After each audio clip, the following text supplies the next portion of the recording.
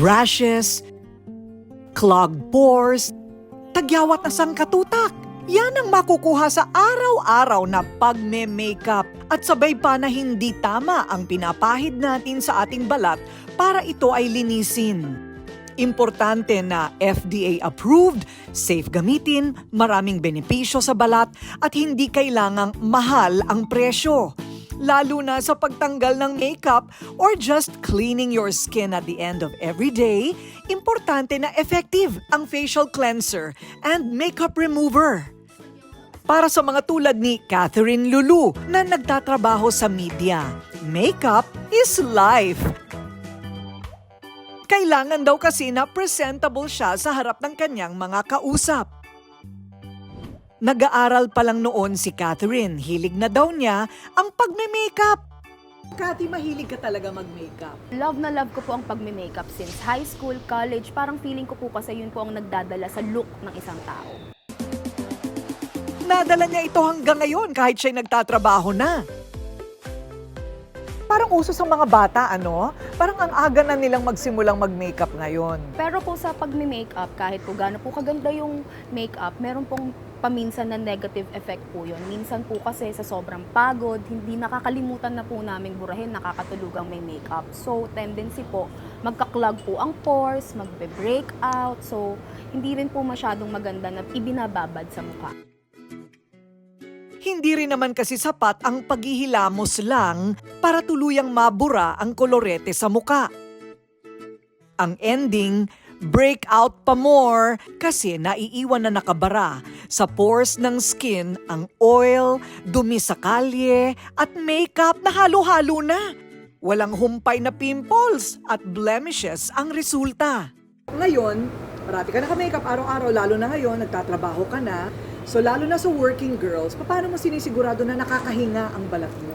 Minimake sure ko po, ma'am, na hindi lang po sabon ang ginagamit ko po or cleanser po para mabura yung makeup po na nasa face ko. Kasi po kahit anong kuskus nyo po ng sabon, naiiwan pa rin po. So kailangan po talaga meron pong produkto na kaakibat na talagang clinically tested po para po sure po kayo na magiging makeup free po kayo at talagang makakahinga po yung pores ng balat po ninyo.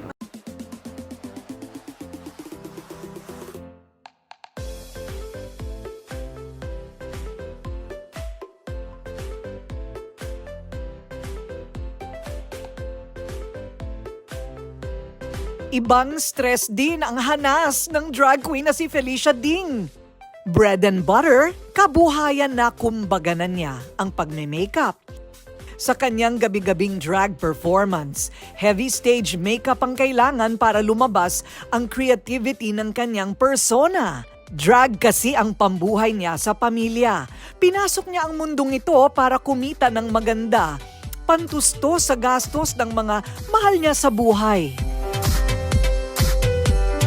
Sa aming drag queen, our makeup is really important kasi siya yung nag-create ng fantasy. So, malaking factor yung makeup. Exaggerated and over the top ng mga makeups and ng shadows, ng colors. Kailangan niyang mag-peek through kasi sobrang lakas ng light sa stage eh. Especially here sa rampa na pasabog talaga ang mga ilaw. Hindi mag-work yung manipis na makeup, so it has to be thick, it has to be bold. Like, look at this layers, darling. It could cut a throat. Mula foundation, kilay, eyeshadow, lipstick, hanggang pilik mata, matatalo ang lahat sa kapal ng makeup ni Felicia everyday. Halos 1 oras gabi-gabi siya kung mag-ayos, ma-achieve lang ang kanyang target na look para pak na pak ang kanyang pagrampa sa entablado. Pero takot si Felicia sa chismis sa kanyang face. Kaya kahit anong pagod ay sinisigurado niyang mabubura talaga ang makeup. Yun nga lang, hassle daw ang pangtanggal. Tagal namin naka-makeup, more than 8 hours, whole day. And hindi effective yung sabon lang. Imagine the primer, the foundation, the liquid foundation, the powder, the setting spray. Hindi siya effective if sabon lang on removing your makeup. Every day you're wearing heavy makeup, it can clog the pores. Ayon sa mga eksperto, wala naman daw masama sa pagme-makeup. Ang kailangan lang ay pangalagaan pa rin ang balat, lalo na ang mukha, para hindi magbarado ang mga pores dahil sa makeup na hindi natatanggal ng tama. Using heavy makeup or makeup that are oily base can produce inflammation to the skin. Aside from that, aging, dryness, pigmentation. Mahalaga raw na gumamit ng makeup remover bago maghilamos sa pag-aalis ng makeup. Hindi sapat ang sabon lang. Ang oil naman, makapal at baka lalong bumara sa oily face. Kailangan daw maging masuri sa ingredients ng makeup remover ninyo na gagamitin. Importante na ito'y moisturizing, hindi nakaka-dry. We can use a makeup remover before washing your face. Kailangan may moisturizer effect, nourishing effect. Meron dapat siyang allantoin or niacinamide ingredients for your skin not to develop dryness. Must be important to choose the right formulation ng makeup remover. Bukod sa instant burado ang makeup, dapat may brightening effect din ang produkto para kahit walang makeup, still glowing. Ang ganitong problema ng ating mga kababayan, sa maniwala kayo o hindi, abay naging problema ko rin yan. Ang alisin ng makeup sa muka araw-araw. Sa loob ng dekada-dekada na araw-araw na pagbabalita, luto na rin ang mukha ko noon sa makeup at ilaw. At around 18, 19, I was already on television. Maraming dekada na ang nakakaraan since then. Parati akong babad sa ilaw, parating puyat, parating humahara-hara sa kalye bilang reporter. Imagine all the hard work, lack of sleep, the elements, pollution, sunlight. So sa isip ko, maganda naman ang genes ng mother and father ko, pero kailangan mo pa ring alagaan ang balat mo. Dahil sa problemang yan, naisip kong gumawa mismo ng solusyon. Dito na ipinanganak ang favorite kong Take It Off. Itong Take It Off, sabi ko sa sarili ko, ayoko na yung pumapasok yung kamay mo paulit-ulit doon sa jar kasi dumudumi yung cream. At saka ano ba talaga itong cream na ito? Talagang pangtanggal lang siya ng makeup. Ang gusto ko, habang nagtatanggal ako ng makeup, which is everyday, right? Dapat meron ng added value. Ito may added value. Deep cleansing, at the same time, may vitamins siya na natural. So nakakaganda siya ng mukha, nakaka-glow, and nakakaputi pa siya. It's very handy, it's hygienic. I can never do without Take It Off. Ito talagang isa sa paborito ko, parating nasa loob ng bag ko, and especially if I am traveling. Kasi si Kathy at Felicia tulad ko, instant best friend na nila ang brand na K-Magic, lalo na ang produktong Take It Off.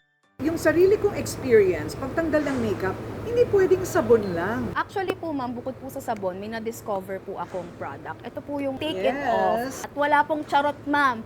Pag ginamit po yung Take It Off, tanggal po ang bakas ng kahapon. Pati po ang ala-ala ng mga masasakit na ginawa po niya sa inyo. Wow, totoo ba yan? Opo, nakalimutan ko yung Pasko ma'am. Dahil Totoo? tanggal ang makeup, tanggal ang negativity, pati ang masasakit niyang ala-ala. Oo, no? Di ba? Parang may ganun ang effect pagka malinis ang mukha mo, no? Parang lahat ng bakas ng masasakit ng kahapon, tanggal din. Have you guys heard of Take It Off makeup remover? Naku, nakakaloka. Pasabog to, Day. Kasi isang lagay mo lang sa kamay mo, tanggal. Tanggal ang bigat. Kanina di ba sinabi ko, sobrang bigat ng makeup ko. Sobrang kapal. Ayun, no, nakita mo yan. Ang ganda, di ba? Tanggal yun mamaya, Day. Because of one, tanggal to, Day. Kaya ito, especially here, I'm a Rampa Reina. Wednesday to Sundays ang show namin. Kaya naman favorite ko to eh. I love this. Handy kasi ito, strike anywhere and anytime. Loaded din ng vitamin B3 ito na nakakatulong sa pagbibigay ng natural glow sa skin. May natural sugar beets extract din na nakakapag-hydrate at moisturize ng balat. At para hindi maging irritating sa skin, isa ang allantoin sa key ingredients ng K-Magic Take It Off. Dahil nasa tube ang Take It Off, wala sa jar. Iwas bakterya rin kapag ginamit ito. Very hygienic, hindi na kailangang mag-double dip. Lagay lang sa inyong mga daliri at punasan ng tissue. Siguradong burado ang kapit ng makeup. Mabibili ang lahat ng ito sa Mercury Drugstores, Mary Mart, Lazada, and Shopee. O kaya tumawag sa hotline for free delivery.